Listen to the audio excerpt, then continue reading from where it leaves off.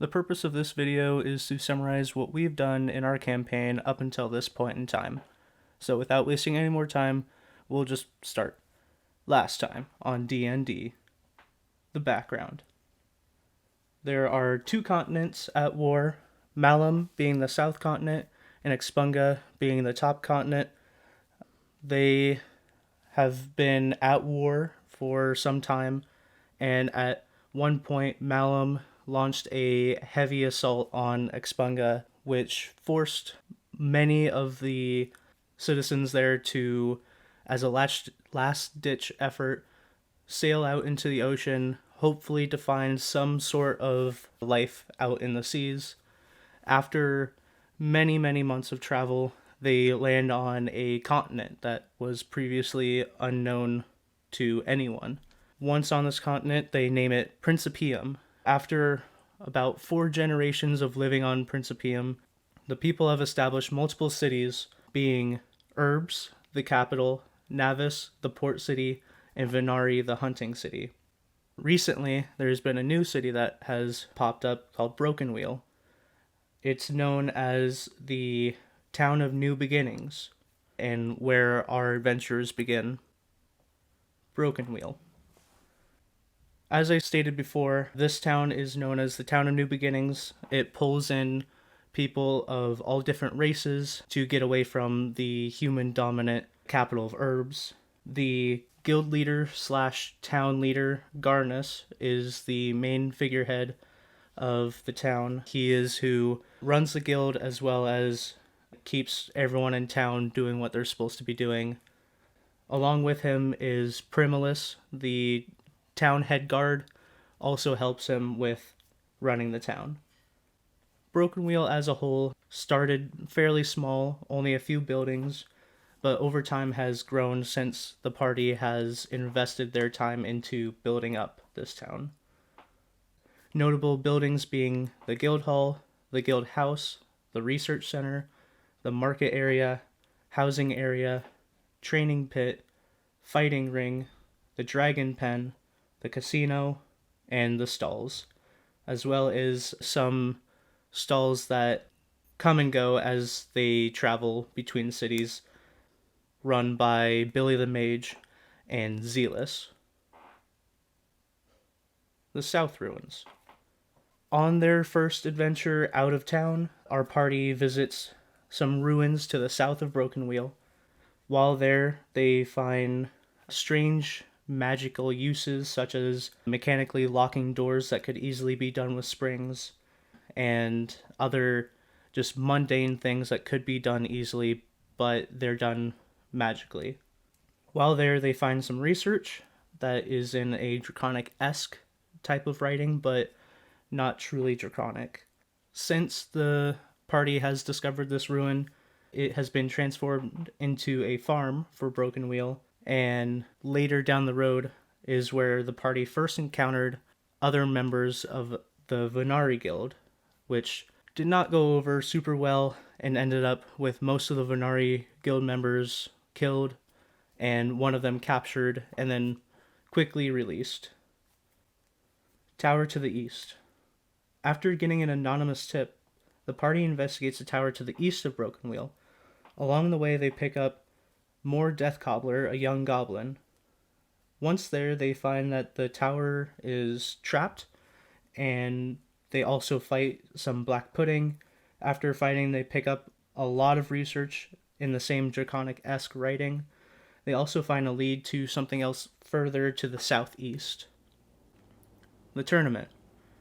After some rough talks with the Venari Guild, because of the captured member and killed other members, they decide to put on a fighting tournament and invite the Venari Guild leader as sort of fixing the rough patches between the two guilds. The tournament seems to go well, and the Venari Guild leader leaves to go back home once all the festivities have ended. The Mountain World Quest. After a string of successful quests, the party decides to go on their first world quest, which the difference between a normal quest and a world quest is that the world quests are commissioned by the capital and are normally very difficult. After searching the mountains to the north, The party finds a large golem that is much more elementally enhanced than a normal golem would be, and they took care of it, which opened up mining in both Broken Wheel and herbs in the center mountain. The capital visit. Upon completing the world quest, the party makes a trip to the capital to turn it in and get their reward. Upon entering, they take a look around the city and really get a feel for what the difference between herbs and Broken Wheel is. Herbs being separated into what looks to be 3 sections of the city. There's the poor, the mid-range, and the rich. The castle being where the party needs to turn in their quest. They make their way through town, through the different sections, seeing all different types of life. Enter the castle where they meet the council members. The Sovereign Arnhold, the Dark Knight, leader of the Capital Guild and Guard, High Priest Yua, Advisor Flaxian, right-hand man to Arnhold, and Weapon Master Tormund, who owns the blacksmith in town. Nothing much more is done in the capital, but the separation of classes standing is, again, very apparent. The bunker. The party decides to explore a landmark previously found while at the tower to the east. After a few days' travel, they find a large metal slab on the ground with a hatch. Going in awoke multiple skeletons that were defeated fairly quickly, but then a bone golem appears, and after some harsh fighting, it is also defeated. Closer inspection reveals these skeletons to be dragon-like, but human-sized. Tools and weapons here have a strong magical nature, and they also find a large mural depicting dragon-like people working with dragons that slowly morphs into a shadowed hand reaching out, forming a cage over these dragon-like people. Pass through Venari. On their way to a quest in Navis, the party does pass through Venari. Not much time is spent there, but some things are found out. The people of Venari very much dislike the people of Broken Wheel. Not to the point of violence, but they are not accommodating whatsoever. The Mithril Guard here take their jobs very seriously, not talking with the travelers. Navis. This is the port town of Prinipium. The guild here is a trading guild rather than an adventurer's guild. They handle mail and cargo, and their main export is their fish and aquatic goods. The party having a quest here to fight off a port monster learn that it is a Leviathan, which leads to their first TPK, which is a hard hit to Broken Wheel. The Leviathan later was defeated by an adventurer in Venari. Ring of Mountains. Getting some new adventures in Broken Wheel, after a few weeks, they decide they want to prove themselves by taking on a world quest. This world quest being recon on some mountains to the east. Upon arrival, they find out the mountain is surrounded by an invisible barrier that makes it look normal from the outside, but entering shows that the mountain is fiery and extremely hot. Inside is a legion of imps with a fiery general. The party, deciding that they cannot take on this fight, decides to flee, which leads to an extremely close escape. As they are leaving, they hear a different, louder voice yelling at the general, asking him why they let them escape. Desert Ruin.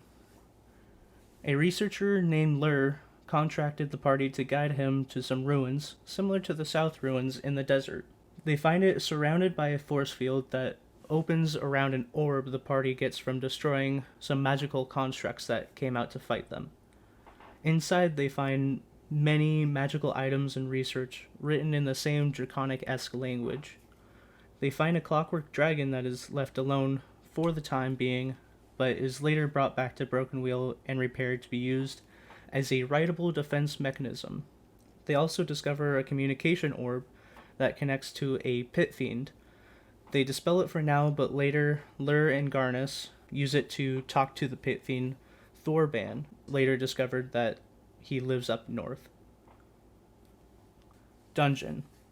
The party explores a recently discovered dungeon.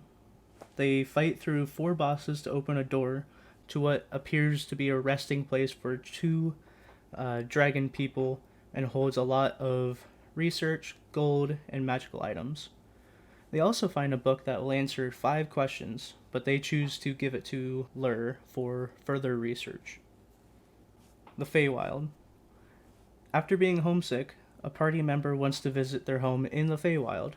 They visit the satyr village, where they learn of a satyr scientist that can apparently merge magical items of the same type, as well as learn that there is a dragon-like race that sounds very comparable to what they've been uncovering, living in the north in the Feywild. Road East. After some intense missions, the party decides to take a more relaxed, extended mission. The road east took about 2 months to complete, but now there is a road connecting Broken Wheel to the tower, making it a much easier trek. After returning, some things in Broken Wheel have changed, the most apparent being the Clockwork Dragon now being fully operational. Feywild Dragons. After their extended quest, the party is ready to follow up on the dragon people in the Feywild. One of the party members agrees to take Zealous, the magic salesman, to the Feywild while they're going. Along the way, they find out that travel in the Feywild takes twice as long to get anywhere, and 1 day in the Feywild is 2 days in the material plane. Arriving at the mountain to the north in the Feywild, the dragonfolk guards, who look human-sized bipedal, orangish-yellow dragons. After some tense conversations through translating, they are let in to talk to the leader, an ancient sun dragon named Solacin. The party learns that the dragons had fled to the Feywild after creating a shadow creature too powerful for them to handle. The younger dragonfolk fled to the Feywild, the older and feeble stayed in the bunker in the material plane, and the able stayed to either fight or seal the shadow creature inside what the party thinks is the circle rocks they visited before. After talks, they were given a disc that will allow communication once per day, and then went back to the material plane to report to Garnus what has happened. And that is where we left off on our last session.